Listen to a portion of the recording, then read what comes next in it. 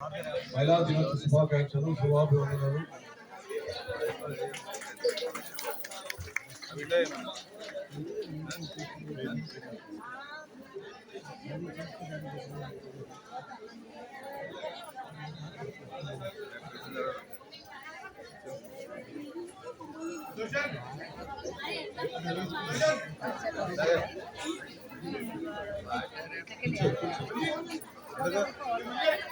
నన్ను గెలిపించిందంటే మా కార్పొరేటర్ గెలిపించిందంటే మహిళల పాత్ర ఎక్కువ.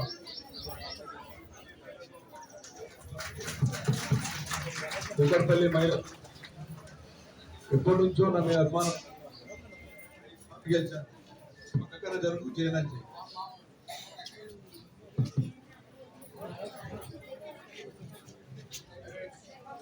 కాబట్టి ఈ రోజున మహిళా సందర్భం కాబట్టి చాలా రోజులు అయిన ఇప్పటికీ నీకు మాకు గ్యాప్ 1 year అయింది.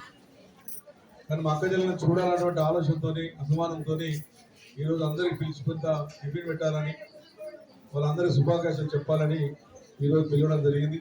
ఇచ్చినటువంటి మహిళలందరూ కూడా రానటువంటి మహిళలందరూ కూడా ఉదయపూర్వక ధన్యవాదాలు తెలియజేస్తా ఉన్నాం. మరి మీకు కూడా తెలుసు గతంలో ఏ రకంగా మనం పరిపాలించాం, ఇప్పుడు ఏం జరుగుతుందని చెప్తా ఉన్నాం. గతంలో ప్రభుత్వం ఉన్నప్పుడు కేసీఆర్ చేసినటువంటి గొప్పతనం, ఆ రోజు 200 రూపాయల పెంచిని 2000 రూపాయలు చేసి ఆ రోజు మహిళా సోదరు మనకి వృద్ధాప పింఛన్ కానీ ఓల్డ్ ఏజ్ పింఛన్ చేయడం జరిగింది. ఈ రోజు చూస్తే ఆ 2000 రూపాయల పింఛన్ ఇస్తున్నాం తప్ప 4000 లేదు. దాని తర్వాత ఈ రోజున కాంగ్రెస్ గవర్నమెంట్ వచ్చిన తర్వాత ఇంటింటికి 2500 ఇస్తామని, ఇందిరమ్మ ఇండ్లని, ఎన్నో రకమైనటువంటి ఇబ్బందులు రకరకాల ఇంటింటి తిరిగి మీ ఫోటోలు తీసుకున్నారు. నాకు కూడా తెలుసు.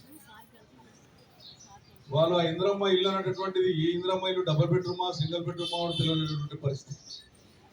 అదే ఇప్పటికే 14 నెలలు 16 నెలలు అయింది, పింఛన్లు ఏం లేవు. మళ్ళీ ఇలా పిలిచి మహిళలందరి ఒక ప్రజాస్వామ్యంలో ఒక ఎమ్మెల్యే ఒక ఎమ్మెల్సీ ఒక కార్పొరేటర్ అనడం ప్రజలు గెలిపించేటువంటి వాళ్ళం.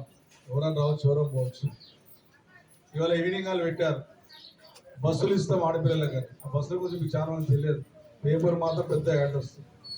జిల్లాకు ఒక బస్సు ఇస్తాం. జిల్లాకు సంబంధించినటువంటి ఏదైతే గ్రూప్ సంఘం ఉందో ఆలోచిస్తాం.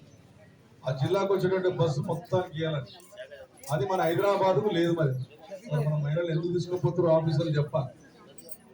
మా మహిళలకు, మా హైదరాబాద్ మహిళలకు మీరు మా స్కీమ్లో ఇవ్వనప్పుడు మా మహిళలు మీ దగ్గరికి ఎందుకు రావాలి, మీ మీటింగ్కి ఎందుకు రావాలి అనేటువంటి ఆలోచన నేను ప్రభుత్వాన్ని స్ఫూర్తి ప్రశ్నిస్తా ఉన్నాను.